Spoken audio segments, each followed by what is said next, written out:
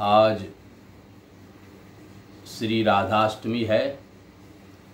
राधाष्टमी का श्री राधा जी का जन्मोत्सव भी उसी प्रकार से मनाया जाता है जिस प्रकार से भगवान श्री कृष्ण का जन्मोत्सव मनाया जाता है।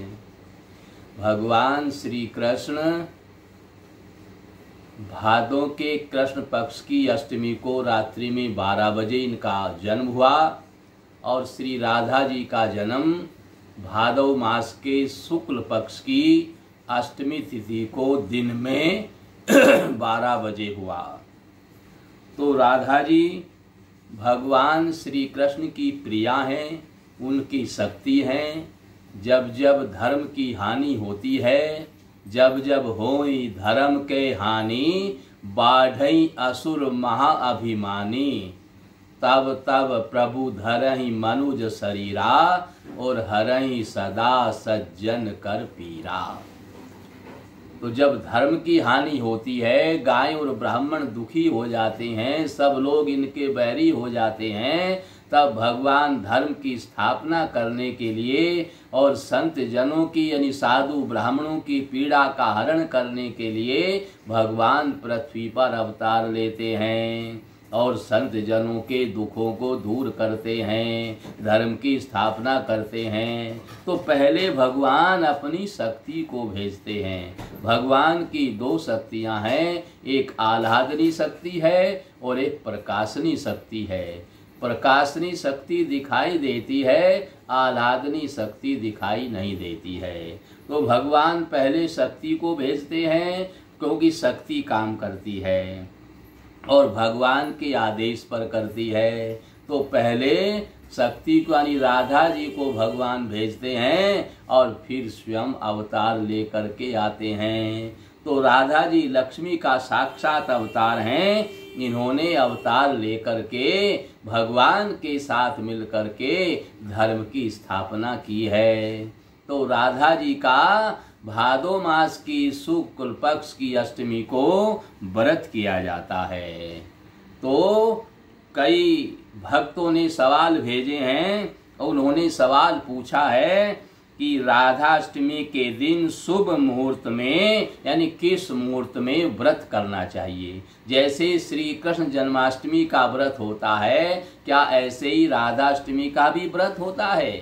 तो उत्तर है कि राधाष्टमी का भी व्रत भगवान श्री कृष्ण के व्रत की अनुसार ही होता है।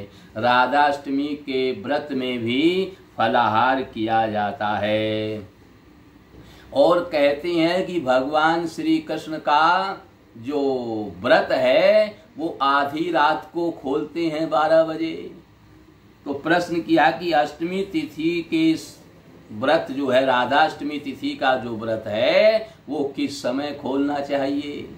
तो उत्तर देते हैं कि अष्टमी तिथि समाप्त होने पर और सूर्यास्त के बाद श्री राधाष्टमी का व्रत खोला जाता है। जिस प्रकार से श्री कृष्ण जन्माष्टमी में फलाहार किया जाता है, उसी प्रकार से राधाष्टमी के व्रत में भी फलाहार किया जाता है और अगले दिन भोजन किया जाता है।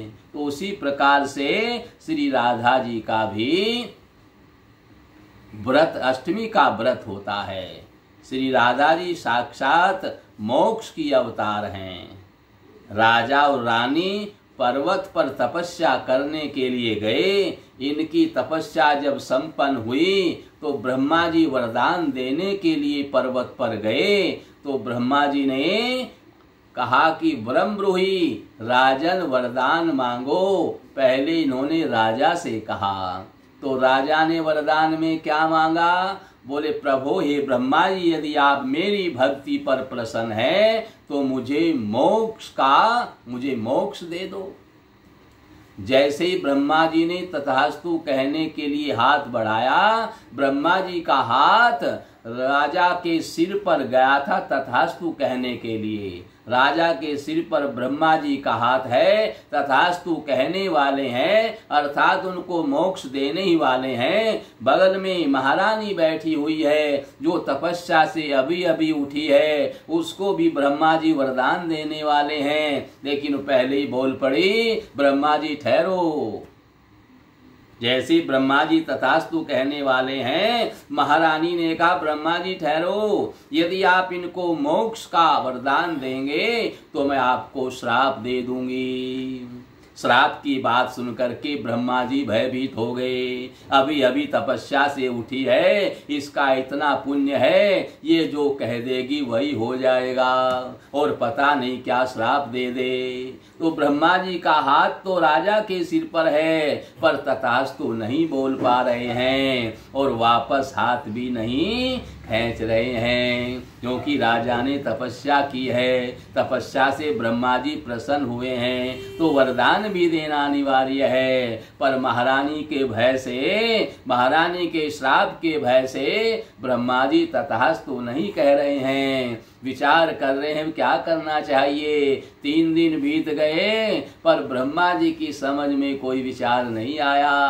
अब नारद जी पर्वत पर आए और ब्रह्मा जी से पूछा, पिताजी क्या चक्कर है। ब्रह्मा जी बोले, राजा मोक्ष चाहते हैं पर महारानी मोक्ष नहीं चाहती है, वो श्राप देने वाली है। अब मेरी समझ में नहीं आ रहा मैं क्या करूं। नारद जी बोले, पिताजी अगर 2-4 ऐसे भगत आपको मिल गए तो आपका तो जीवन इसी में पूरा हो जाएगा। ब्रह्मा जी बोले, ये हंसी मत करो, बस ये बताओ मुझे अब क्या करना चाहिए।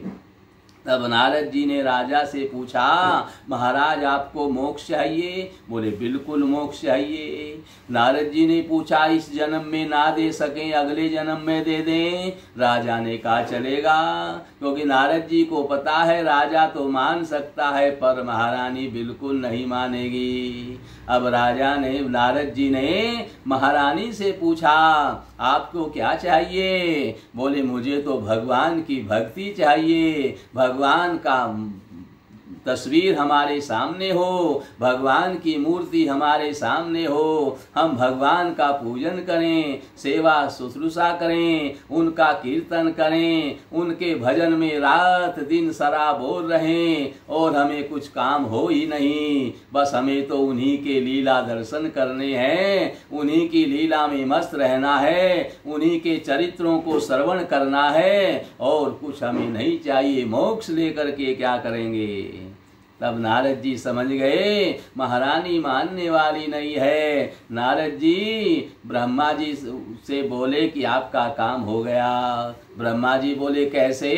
बोले इनको 1 जन्म और दे दो। और इनके यहाँ श्री राधा जी की स्तुति नारद जी ने की। राधा जी प्रकट हुई और कहा कि आप महालक्ष्मी जी का अवतार हैं। महालक्ष्मी जी से कहा कि आप इनके घर में इनकी पुत्री बन करके चली जाओ। साक्षात मोक्ष को बुलाया और मोक्ष से कहा कि आप इनके यहाँ एक पुत्री बन करके जन्म ले लो, जिससे आपका नाम स्मरण करने मात्र से सबका जगत का कल्याण हो जाएगा। केवल राजा कोई नहीं, जो भी आपका नाम स्मरण करेगा उसी को मोक्ष की प्राप्ति हो जाएगी। और आप तो सभी कामनाओं को पूर्ण करने वाले हैं, तो सब कामनाएं भी पूर्ण हो जाएंगी। तो मोक्ष ने ये राजा वृषभानु बने पृथ्वी पर आकर के, और ये महारानी कीर्तिदा बनी, वृषभानु की पत्नी बनी। और इनके यहाँ मोक्ष ने श्री राधा जी के रूप में अवतार लिया है। तो राधा जी साक्षात मोक्ष का अवतार हैं। श्री राधा जी का स्मरण करने मात्र से, राधा राधा कहने मात्र से मोक्ष की प्राप्ति होती है। और ये सभी कामनाओं को पूर्ण करने वाली हैं। तो इनका नाम स्मरण करने मात्र से सभी कामनाएं भी पूर्ण हो जाती हैं। तो आज राधा जी का जन्मोत्सव है। इनका जन्मोत्सव बड़ी धूमधाम से मनाना चाहिए। तो सवाल पूछते हैं कि राधा जी के व्रत में कौन सी पूजा करनी चाहिए और क्या खाना चाहिए। तो बताया कि राधा कृष्ण, श्री भगवान श्री कृष्ण और राधा दोनों की पूजा ब्रह्म मुहूर्त में स्नान करके दोपहर तक करते रहना चाहिए और फलाहार करना चाहिए। तो कहते हैं कि क्या राधा जी के व्रत में चाय पी सकते हैं। तो कहते हैं चाय तो मादक वस्तु है, किसी भी व्रत में चाय नहीं पीनी चाहिए और राधा जी के व्रत में तो चाय बिल्कुल नहीं पीनी चाहिए, क्योंकि राधा जी और भगवान कृष्ण को चाय बिल्कुल भी पसंद नहीं है। ये चाय तो सांसारिक लोगों ने पता नहीं कहां से लेकर के आ गए। भगवान कृष्ण तो माखन मिश्री खाने वाले हैं, दूध रबड़ी मलाई दही खाने वाले हैं। श्री राधा जी को भी वही पसंद है जो भगवान श्री कृष्ण को पसंद है, इसलिए चाय नहीं पी सकते।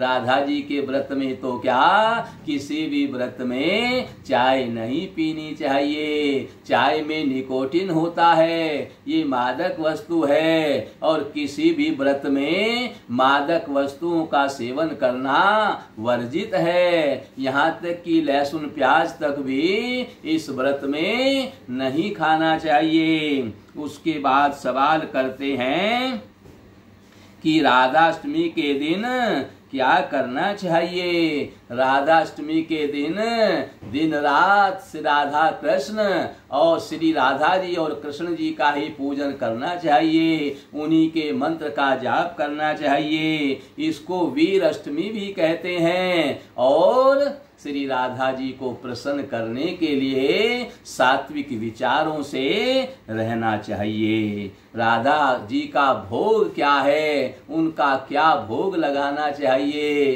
तो राधा जी को मालपुआ बड़े पसंद हैं, मालपुआ का भोग राधा जी को लगाना चाहिए। एक भगत ने सवाल किया है कि राधा जी का मंत्र क्या है, किस मंत्र का जाप करना चाहिए। तो मंत्र है ओम ह्रीम श्री राधिकायै नमः।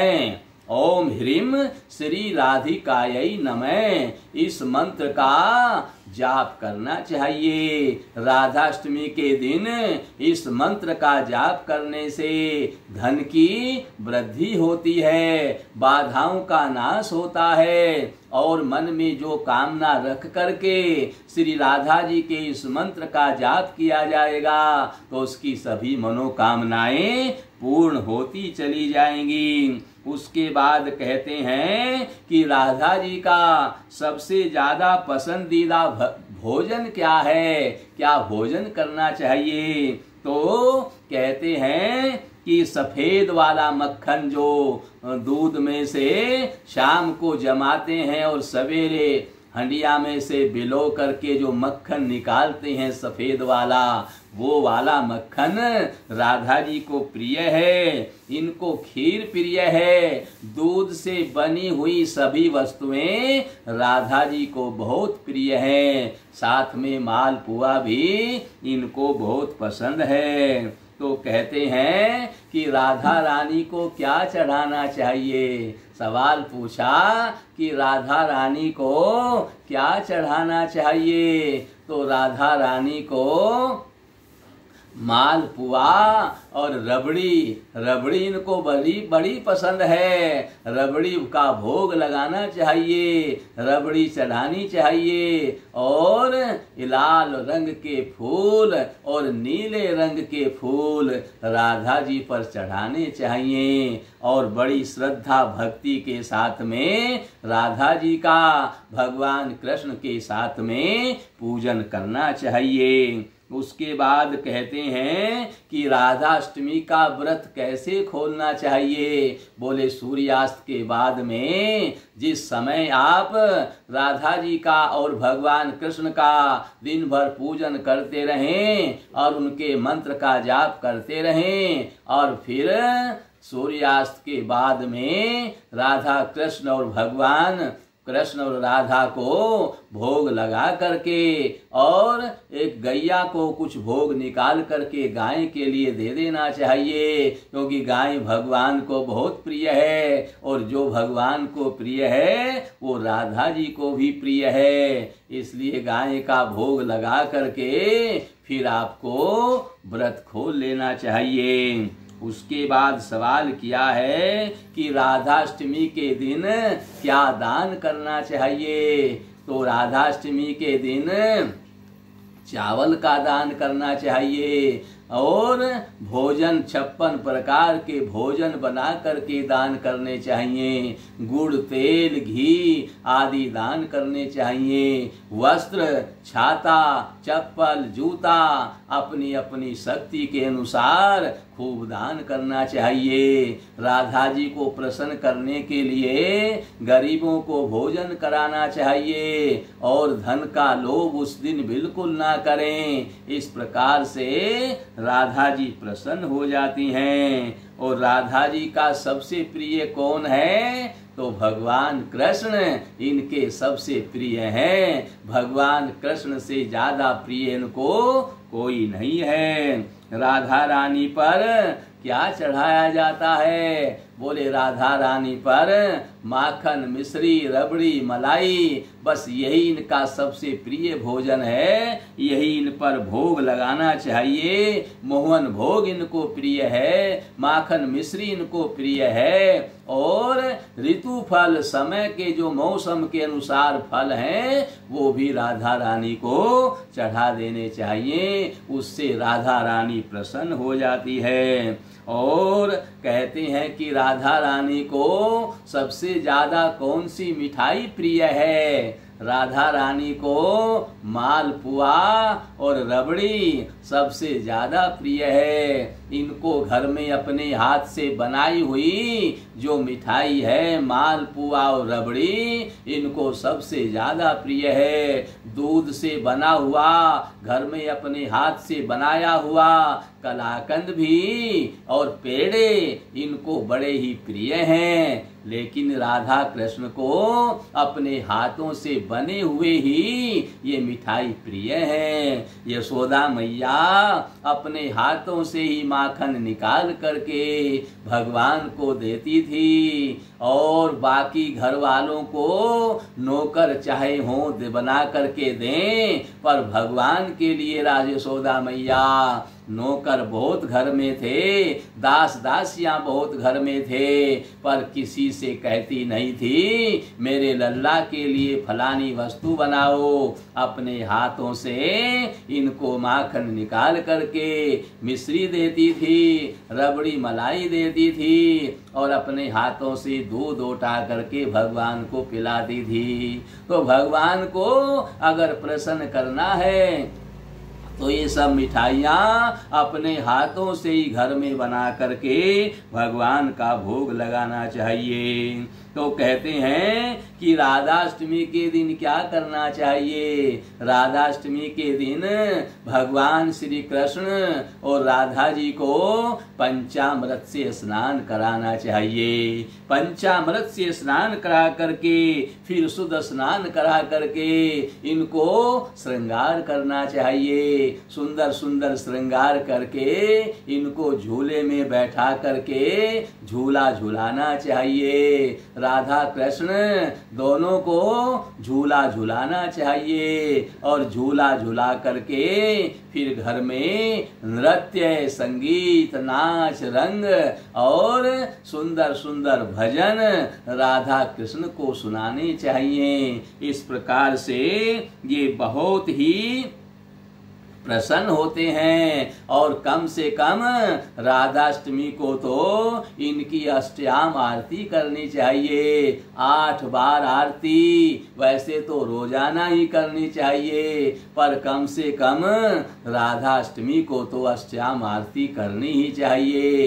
यानी सारा दिन इन्हीं के भजन स्मरण में चले जाना चाहिए। उसके बाद सवाल आया है कि राधाष्टमी को कौन सा जप करें, तो अभी बताया था कि राधा जी के मंत्र का जाप करें अथवा राधा गायत्री का भी जाप कर सकते हैं। राधा गायत्री का जाप कर सकते हैं और ओम ह्रीम श्री राधिकायै नमः इस मंत्र का जाप कर सकते हैं। इन मंत्रों का जाप करने से राधा रानी तो महालक्ष्मी रूपा है, प्रसन्न होकर के आपके यहाँ धन की कमी नहीं रहेगी, गरीबी आपकी मिट जाएगी, आपकी सब बाधाएं मिट जाएंगी। इस प्रकार से बहुत ही लाभ आपको प्राप्त होगा। उसके बाद में कहते हैं कि राधा जी का पसंदीदा रंग कौन सा है, तो बताते हैं कि राधा जी का पसंदीदा रंग यानी ऊपर लाल रंग और नीचे नीला रंग इनको पसंद है। लाल और नीला रंग राधा जी को पसंद है क्योंकि भगवान श्री कृष्ण का रंग नीला है, नीले बादल के समान, आकाश के समान नील वर्ण है भगवान, तो आकाश के समान नीला रंग राधा जी को पसंद है और लाल रंग भी इनको पसंद है। तो राधा रानी को कौन सा फूल चढ़ाया जाता है। अब फूल की बात है, फूल का सवाल किया है कि कौन सा फूल चढ़ाया जाता है, तो राधा रानी को चमेली का फूल सबसे ज्यादा प्रिय है। चमेली का फूल चढ़ाने से, चमेली के फूलों की सुगंध से राधा जी अति प्रसन्न होती हैं और अति प्रसन्न होकर के राधा जी वरदान देती हैं। तो राधा जी पर चमेली का फूल चढ़ाना चाहिए। और आगे सवाल पूछते हैं कि राधा नाम जपने से क्या फल मिलता है, तो राधा नाम जपने से मोक्ष की प्राप्ति होती है, क्योंकि राधा जी साक्षात मोक्ष की अवतार हैं और ये महालक्ष्मी की अवतार भी हैं। तो आपके यहाँ धन की कमी नहीं रहेगी, भगवान कृष्ण आपसे प्रसन्न हो जाएंगे और भगवान कृष्ण प्रसन्न होकर के अपना लोक वैकुंठ तक आपको दे देंगे। ऐसे राधे नाम की महिमा है, क्योंकि भगवान कृष्ण भी श्री राधे जी के चरण छूते हैं। तो राधा जी महाशक्ति है, इनका नाम स्मरण करने से क्या नहीं मिल सकता, अर्थात सब कुछ मिल सकता है, लोक परलोक सुधर सकते हैं। आगे सवाल पूछा है राधा रानी को क्या वरदान था। राधा रानी को वरदान था, यानी जो अष्टावक्र थे, अष्टावक्र ने राधा रानी को वरदान दिया था कि आप भगवान की प्रिय होंगी, पृथ्वी पर अवतार लेकर के आप भगवान की प्रिय होंगी, तीनों लोकों में आपका नाम स्मरण होता रहेगा। आपके नाम स्मरण मात्र से तीनों लोकों में सबका कल्याण होगा। जो आपके नाम का स्मरण करेंगे, आपके जन्माष्टमी को मनाएंगे, आपकी जन्म तिथि को व्रत रख करके आपकी पूजा करेंगे और सदा आपका नाम लिया करेंगे, उनको भी आपका लोक प्राप्त हो जाएगा। ऐसा वरदान अष्टावक्र ने इनको दिया था। तो बताए हैं कि राधा रानी की आयु कितनी थी। तो राधा रानी जिस समय भगवान कृष्ण से इनका प्रेम हुआ, भगवान कृष्ण 8 वर्ष के थे और राधा जी 12 वर्ष की थी। तो 4 साल बड़ी मानी गई है, ऐसी मान्यता है। भगवान कृष्ण से राधा जी 4 साल बड़ी हैं। उस समय इनका जो आयु थी 12 वर्ष की और भगवान की 8 वर्ष की आयु थी। तो राधा रानी कितने बजे पैदा हुई, आपको बताया था कि भादो मास की अष्टमी तिथि को शुक्ल पक्ष में ठीक दिन के 12 बजे राधा रानी का प्राकट्य हुआ था। और राधा रानी, कृष्ण ने राधा को श्राप क्यों दिया था। अब ये बात आती है, कृष्ण ने ही राधा रानी को श्राप दिया था कि तुम पृथ्वी पर जा करके मनुष्य का रूप धारण करके और पृथ्वी के दुख और सुख को भोगोगी। इस प्रकार से राधा रानी पृथ्वी पर आकर के इन्होंने अवतार लिया और पृथ्वी के सुख दुखों को भोगा। भगवान श्री कृष्ण के श्राप के कारण ही राधा जी पृथ्वी पर आई थी। और कृष्ण की जो बांसुरी थी वो किसने बनाई थी? तो बताते हैं कि भगवान श्री कृष्ण से भगवान शंकर बहुत प्रसन्न हो गए और भगवान शंकर ने प्रसन्न होकर के बांसुरी बनाई थी। और ये बांसुरी में 9 छेद भगवान शिव ने बनाए थे और भगवान शिव प्रसन्न होकर के इन्होंने बांसुरी भगवान श्री कृष्ण को प्रदान की थी। इस प्रकार से राधा अष्टमी की आपने कथा सुनी है, इसको श्रवण किया है और राधा रानी के बारे में अनेक प्रकार की प्रश्नोत्तरी को श्रवण किया है। और भी आपके मन में जो सवाल पूछने की इच्छा हो तो हमारे व्हाट्सएप नंबर पर, हमारा जो फोन नंबर है इसी व्हाट्सएप नंबर पर